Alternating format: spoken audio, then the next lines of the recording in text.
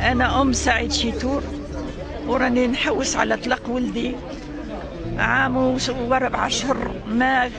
ما حكموا عليه، ما قالوا، ما خرجوه وما حكموا عليه. وهو مريض، عنده المرض كامل وراهو تاعب وعنده قلبوزة في راسه نورمالمون تتنحى، ما نحاوهالوش. هاو كل خطرة نمشي له للحبس يقول لي مازال، يقول لي ما نرقدش، ما عذبتني هذيك لابوس والسكر ولا تونسيون، وعنده امراض ربي الكل، وما حبوش يحكموا عليه. وكان حكموا عليهم وايبان كما يقولوا شنو، ما كان والو. الساعة هذه ما بينونا حتى حاجة. هاني كتبت برية للرئيس، مازال ما واجبونيش.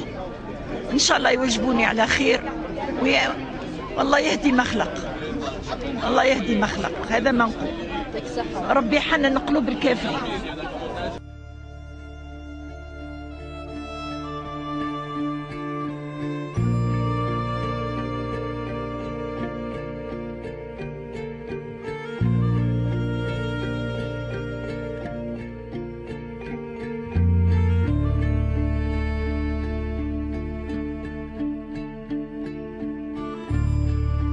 Hassina Oussedik, directrice d'Amnesty International Algérie. D'accord, vous êtes là aujourd'hui pour soutenir Saïd Chitour qui est en détention. En tant que personne ou en tant qu'organisation? En tant qu'organisation, Amnesty International défend la liberté de la presse. Il est primordial que les journalistes puissent travailler en toute liberté pour que nous puissions avoir un état de droit. Et il est regrettable qu'à la veille du 20e anniversaire de la Déclaration des défenseurs des droits humains, nous ayons des cas de cet ordre-là. Saïd Chitour devrait être considéré comme un prisonnier d'opinion, puisque c'est dans le cadre de son travail et de sa liberté d'expression. Maintenant, s'il y a d'autres choses, il devrait avoir un procès équitable. Mais en tant que prisonnier d'opinion, il devrait être libéré immédiatement. Et s'il y a d'autres chefs d'inculpation, il devrait avoir un procès équitable. Et d'après ses avocats, les chefs d'inculpation ne sont pas fondés. Dans ce cas aussi, il devrait être libéré. Ce que Amnesty International demande, c'est que justice soit faite. Et aujourd'hui, nous sommes également ici en solidarité avec sa famille. Ce n'est pas simplement Saïd Chitour qui est emprisonné, c'est ses enfants qui souffrent, c'est sa femme qui souffre, c'est sa mère de 84 ans qui souffre. Donc, il faut absolument qu'il y ait justice dans les plus brefs délais. Et nous rappelons que malheureusement, il y a quelque temps, nous avons eu le décès d'un journaliste. Et nous avons dit plus jamais ça. Une autre question, l'Algérie célèbre aujourd'hui la journée nationale de la presse. Quel est votre constat? Je crois que si on parle de Saïd Chitour, le constat est très clair. Et ce n'est pas le seul journaliste qui a eu des difficultés ces derniers temps. Donc il est très important, et je rappelle, en vertu des engagements internationaux de l'Algérie a pris, en vertu même d'un certain nombre de nos lois, ce type d'arrestation, de détention, d'harcèlement des journalistes sont contraires à la loi nationale. Et c'est pour ça que nous demandons, et notamment à la veille, et je répète, et c'est très important, à la veille du 20e anniversaire de la Déclaration des défenseurs des droits humains, que l'Algérie vraiment mette en œuvre ses engagements. D'accord, il y a plusieurs emprisonnés et plusieurs journalistes harcelés. Quel est le message que vous passez par rapport à ça? Ces journalistes doivent être considérés comme des prisonniers d'opinion. Ils sont également des défenseurs des droits humains. Et il y a cette déclaration qui a été adoptée à l'Assemblée générale, adoptée à l'unanimité par les États, dont l'Algérie. Un grand nombre d'États ont mis en œuvre cette déclaration des défenseurs des droits humains dans leur législation algérienne. Nous demandons à l'Algérie de mettre en œuvre cette déclaration et nous demandons aux autorités algériennes de laisser les journalistes faire leur travail. On a besoin d'eux. On a besoin d'eux pour avoir un état de droit.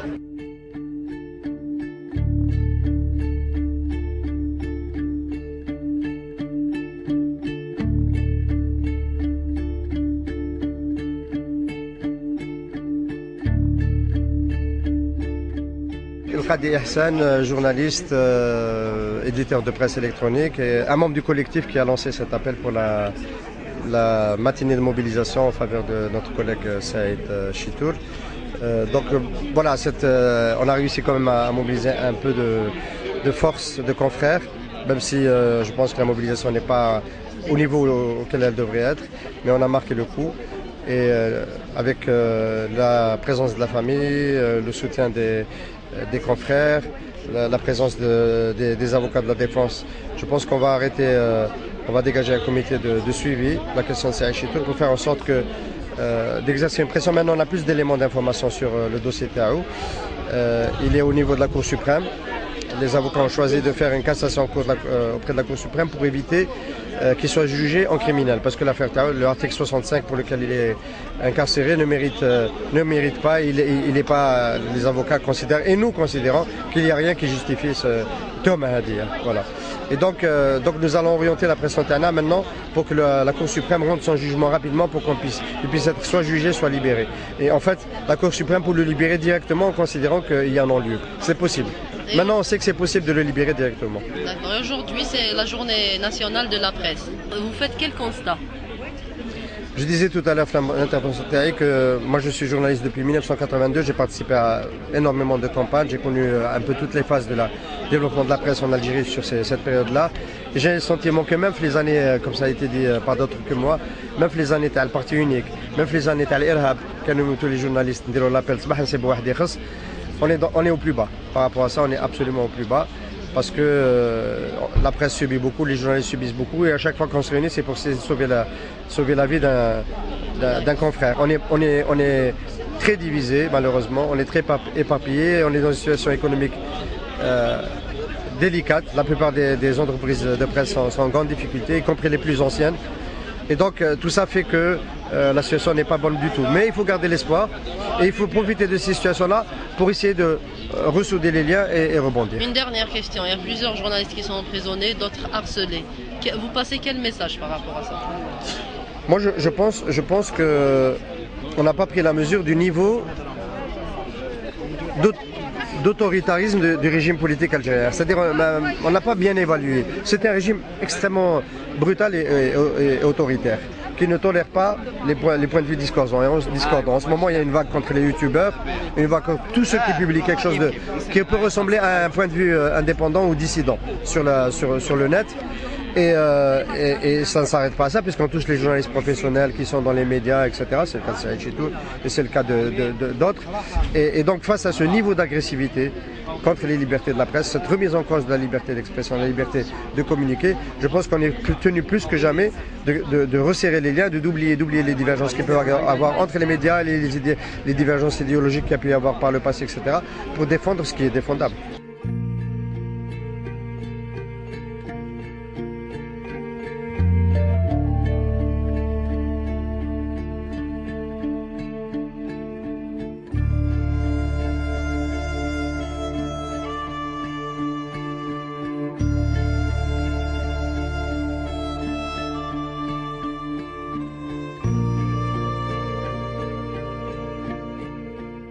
Zena Ben, journaliste pour l'Hebdo d'Al-Watan, Watan Weekend. Oui. Vous êtes aujourd'hui ici au rassemblement de solidarité avec Saïd Chitour. Oui, justement, oui. Je suis là pour solidarité avec Saïd Chitour et tous ceux qui sont poursuivis, inquiétés, en lien avec la liberté de la presse. Je pense aussi au blogueur Touati Marzouk qui est condamné à 7 ans de prison ferme pour avoir fait tout simplement son boulot de blogueur. Exactement, est-ce que vous avez des nouvelles par rapport à l'affaire de Marzouk Touati? J'ai rencontré sa mère la semaine dernière, donc jeudi dernier. Elle m'a dit qu'évidemment elle est dans une mauvaise situation. Il ne comprend pas jusqu'à aujourd'hui son emprisonnement. Il n'arrive pas à avaler la condamnation. Sinon, sa mère est d'une force incroyable, parce que parfois c'est difficile de rencontrer les parents des détenus, militants notamment. On ne sait pas à quoi s'attendre. Certains parents ne sont parfois même pas informés de ce que font leurs enfants. Ils ne comprennent pas pourquoi ils sont condamnés. Parfois ils le poussent même à quitter le militantisme. Donc elle était d'une force incroyable. Elle sait que son enfant, donc Waté Marzouk, se bat pour de causes justes. Ça, c'était magnifique. Sinon, je ne reconnais pas la journée du président. Je pense que c'est vraiment la fin d'une très belle histoire qui a commencé en 89. La presse algérienne, contrairement à celle des pays voisins peut-être, et même quand on reçoit des journalistes occidentaux et tout, ils sont étonnés de la liberté du temps en Algérie et de la qualité de ce qui se fait ici. C'est la fin d'une époque, je le pense, parce que je pense que le pouvoir aujourd'hui n'a pas l'intention de laisser tranquille la presse algérienne. Bon, je comprends que vous êtes pessimiste, c'est ça? Très pessimiste, très pessimiste. Moi qui ai le Ouattan, je pense que la situation de l'Ouattan n'est pas tout le monde la connaît. Nous subissons des pressions financières énormes. Évidemment, cela peut influer aussi sur la qualité. Situation financière, donc il peut y avoir des départs de journalistes aussi. Et ce n'est pas propre à l'Ouattan. Beaucoup d'organes dits indépendants vivent la même situation. Aujourd'hui, ceux qui sont encouragés, c'est la presse dite étatique pro pouvoir. Et nous voyons ce que fait Nahar et d'autres. Ils se permettent tout. Ils sont même au-dessus de la loi. Voilà, sinon, il ne peut y avoir de liberté d'expression dans un pays non démocratique. Cette expression qui m'a été interdite par des confrères il y a de cela 4 ans, parce que tout simplement, ils font partie d'un organe pro-pouvoir. Je pense qu'aujourd'hui, la situation que nous vivons n'est pas différente de celle que vit d'autres franges aussi de la société ou de l'Algérie d'une manière générale. Ce qu'il faut peut-être faire, c'est de s'organiser sur ce que nous n'arrivons pas à faire. Il y a le syndicat des médias électroniques, c'est déjà une belle chose, mais je souhaite que le mouvement soit élargi aussi à d'autres. Pourquoi pas un mouvement de la corporation. Voilà. On a dit à un moment donné, on est dans la phase résistance. On n'a pas d'autre choix que de résister au despotisme de ce pouvoir mafieux.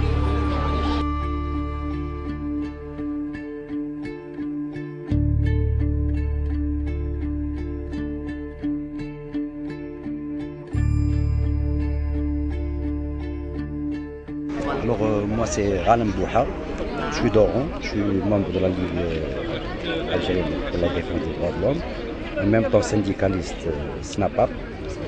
Donc je suis venu apporter le message de ces deux organisations. Lesquelles? La LAD Rappelez-nous. et le SNAPAP.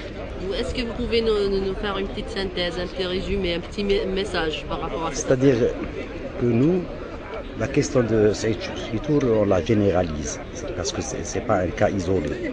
Actuellement, comme l'a répété tout à l'heure Fodil Boumela, il y a énormément de journalistes, d'activistes, de blogueurs. En fait, tous les gens qui s'expriment, ils sont poursuivis à travers les tribunaux, ils sont harcelés, poursuivis et emprisonnés. Donc voilà, d'une manière générale, nous cherchons à généraliser ce genre c'est-à-dire les comités de soutien et les collectifs qui soient nationaux et plus élargis, voilà, afin de faire entendre notre voix et la voix des gens qui sont en prison ou poursuivis en justice, comme il y a le cas de Ben Omar Relizan, il y a le cas de Merzouk Touati à Abjaya, Saïd Chitour, et ainsi que d'autres. Voilà. Et aujourd'hui, c'est la journée nationale de la presse. Quel est le message que vous passez? Le message que nous passons, c'est la journée nationale pour la liberté de la presse, mais pour nous, c'est la journée nationale du musellement, du bâillonnement de la presse. En plus, le président Bouteflika s'est permis hier d'adresser un message à la nation, donc il se fout de notre gueule. Pendant que les journalistes meurent en prison, lui, il s'adresse et il dit que la loi protège les journalistes. Or, la loi opprime les journalistes dans ce pays. Voilà.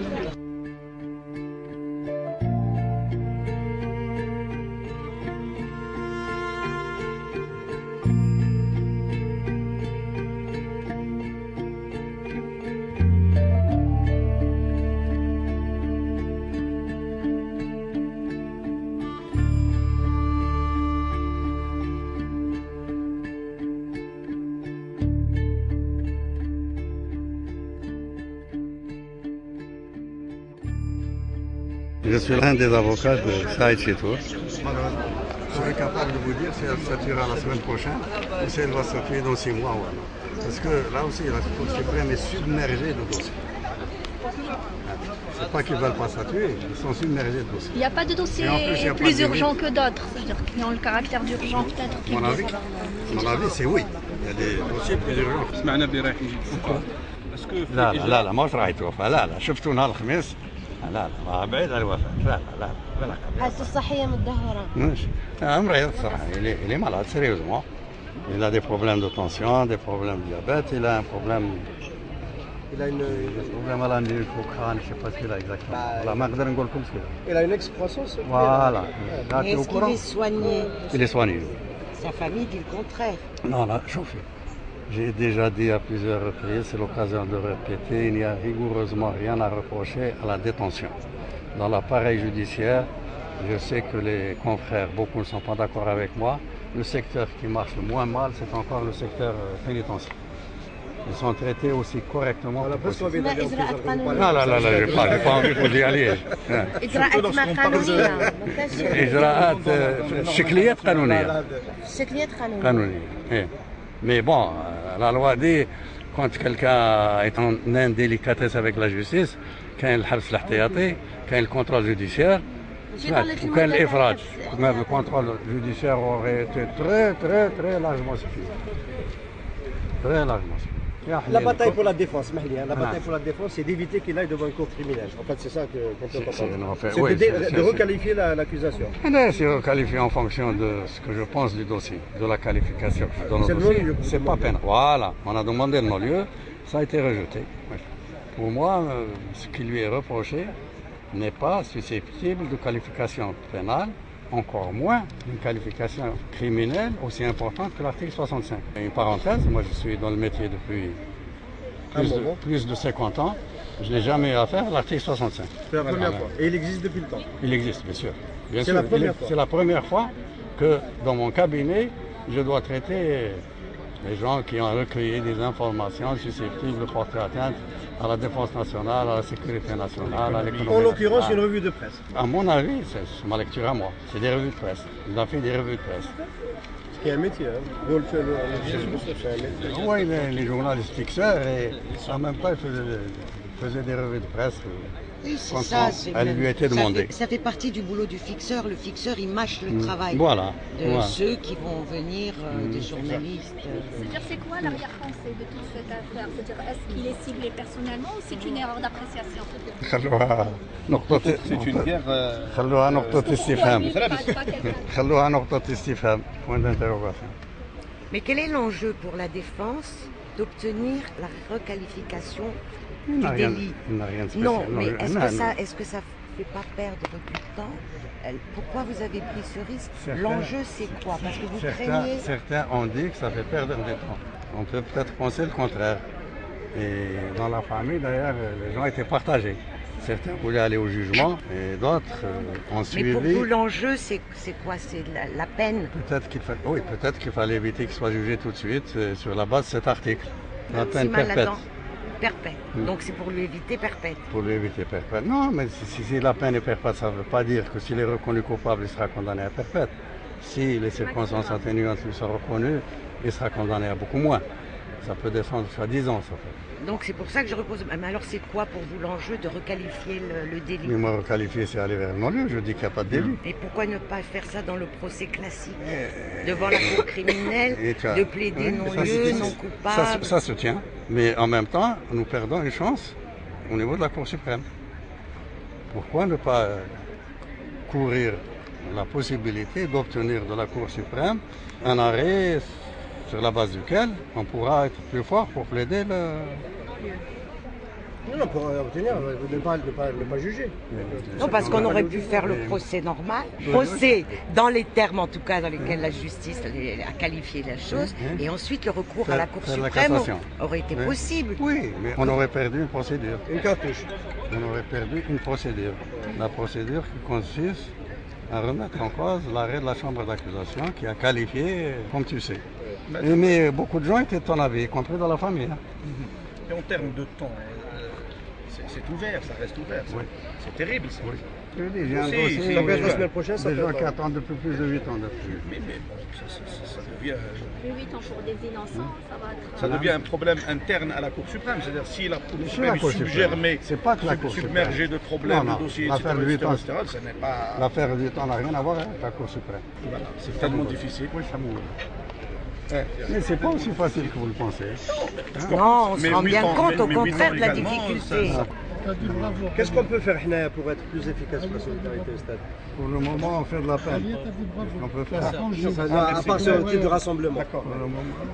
Ça peut faire bouger les choses à la Cour suprême. La Cour suprême, C'est faut très qu'ils traitent bien le que vous dossier. vous rassembliez, que vous manifestiez votre Voilà, devant solidarité. ces informations, en fait, il faut faire pression, Sur la Cour suprême. Faut qu'elle traite supplier la Cour suprême de faire de statuer.